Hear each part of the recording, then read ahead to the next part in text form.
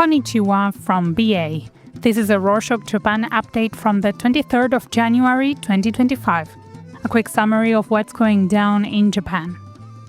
In a follow-up to a story from our previous show, companies began pulling ads from Fuji TV due to alleged sexual misconduct involving Masahiro Nakai, a TV host and former member of the boy band SMAP. Toyota, Nippon Life, and Meiji Yasuda Life replaced or suspended commercials, while Aflac also halted ads. Magazines reported Nakai acted inappropriately toward a woman during a dinner that initially involved a Fuji TV executive as well, but he left, leaving the two alone. On Friday the 17th, Koichi Minato, Fuji TV's president, said they created an investigation committee to sort things out. Still, Kikkoman, a major food company, asked Fuji TV on Tuesday the 21st to suspend a program that it had been sponsoring called Gourmet Samurai or Kuishimbo Banzai. Nippon Cultural Broadcasting called for an emergency board meeting at Fuji Media, Fuji TV's parent company, to review corporate governance. Fuji is not the only one in hot water. Prosecutors indicted Hidekatsu Yajima, a 72-year-old accounting staff member for the ruling Liberal Democratic Party, or LDP, for failing to report income of 35 million yen, which is $225,000, mostly from fundraising parties. Yajima admitted to violating the political funds control law, marking a further spread of the slush funds issue that has many members of the public distrusting the LDP, now led by Shigeru Ishiba, the prime minister. Recall that in previous shows we mentioned the issue involving unreported funds from party members, with over 20 assembly members implicated. Yajima failed to declare a large amount of income and expenses in 2019 and 2022. Ishiba apologized and vowed reforms to restore trust, while Yoshihiko Noda, the leader of the opposition party, called for lawmakers all over the nation to be investigated. You'd think that would be enough fraud for one day, but nope.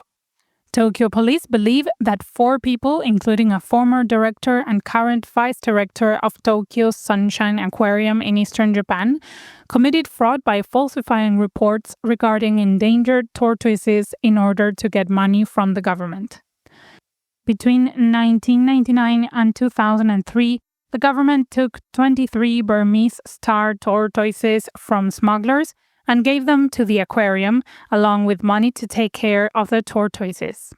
Then, from 2018 to 2022, the aquarium submitted false reports to the Economy, Trade and Industry Ministry, overstating the number of tortoises under its care. This fraud reportedly resulted in 150,000 yen, which is $1,000, in ill-gotten funds. Police first realized something was up after a former employee transferred 10 tortoises without authorization, saying there was overcrowding. False reports continued until 2022, alleging that some tortoises had died. All suspects admitted guilt. In international news, foreign ministers from Japan, the United States, Australia, and India met in Washington on Tuesday the 21st under the Quad framework to discuss strengthening cooperation for a free and open Indo-Pacific. At the meeting held at the U.S. State Department and led by Marco Rubio, the new Secretary of State, they reaffirmed their commitment to continue collaborating following Donald Trump's inauguration as U.S. President. Meanwhile, in preparation for Osaka Expo 2025, the city in western Japan is implementing stricter smoking regulations to improve public health and make the city look nicer. A citywide street smoking ban will take effect on Monday the 27th, though people will still be allowed to smoke in designated areas. This includes smoking rooms with filtration units, which are sometimes found in larger restaurants. These measures, which include fines for violations, faced criticism because the ban was too sudden and the city didn't make enough smoking areas. Moreover, if some places like restaurants are too small, they won't have room for a smoking area, and if people aren't allowed to smoke inside at all, the smaller places might lose business, meaning that this smoking ban would end up crushing small eateries while bigger chains will be fine. Business owners fear revenue loss, particularly in bars and pubs, as installing smoking rooms is costly, but others see the ban as necessary for second-hand smoke reduction. In health news, Japan is experiencing a severe bird flu outbreak. 26 farms across 5 prefectures reported outbreaks in January alone, resulting in the culling of nearly 5 million chickens, which was more than in January 2023. The Agriculture Ministry reported a 15% increase in egg prices since the beginning of the year. On Wednesday, the 22nd, the Agriculture Ministry held a meeting and decided to set up a task force in Iwate Prefecture, northern Japan, to deal with the outbreaks. The Agriculture Minister said that the situation may worsen and might even break past records. The current outbreak is the second fastest spreading in recent years, breaking 2022's record. In business news, Suzuki Motor Corporation unveiled its first electric vehicle, the e-Vitara, at the Bharat Mobility Global Expo 2025 in India. Suzuki is trying to emphasize that this electric car is made in India, aligning with the Indian Prime Minister's Make in India initiative. The company is centering production in India to reduce costs and will officially launch the car in the summer of 2025. India's electric vehicle market is growing. Tata Motors holds the biggest share in electric vehicles at nearly 62%. To catch up, Suzuki plans to launch 6 electric car models in India, aiming for electric vehicles to make up 15% of its total sales by 2030.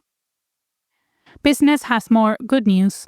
NHK, the broadcasting company, surveyed 100 major Japanese companies and found over 90% are prepared to raise wages in 2025 amid annual wage negotiations. Of the 69 firms that responded, 33 confirmed plans to increase pay, and 59% said they are highly likely to do so. Among them, 27% are considering raises of 5 to 7%, while 2% are planning even bigger raises. However, 62% have yet to decide on the scale of the hike. Rengo, Japan's largest labor group, is demanding a minimum wage increase of 5% this year. Companies considering larger raises said that the main reasons to do so are to attract more workers and address the rising living costs. In sports, the Baseball Hall of Fame and Museum, located in Tokyo, announced the latest additions to the Hall of Fame on Thursday the 16th.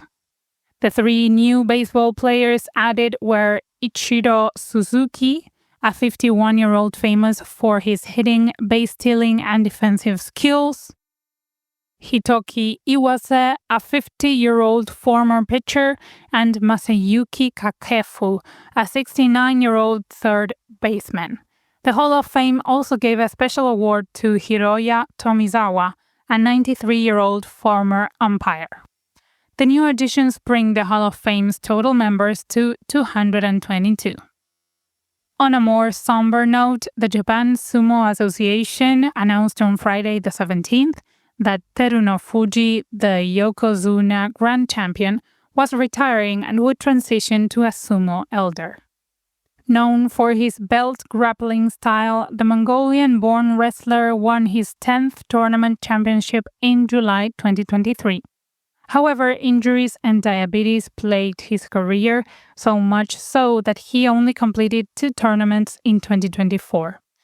Even though he had a comeback earlier this month, he did not do well and decided to retire entirely. If you're looking for some winter fun, head to Chitose in Hokkaido, northern Japan, for the Lake Shikotsu Ice Festival.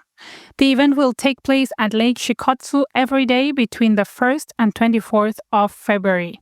You can see illuminated ice sculptures, do ice skating, or slide down some ice slides. At night, there will be fireworks.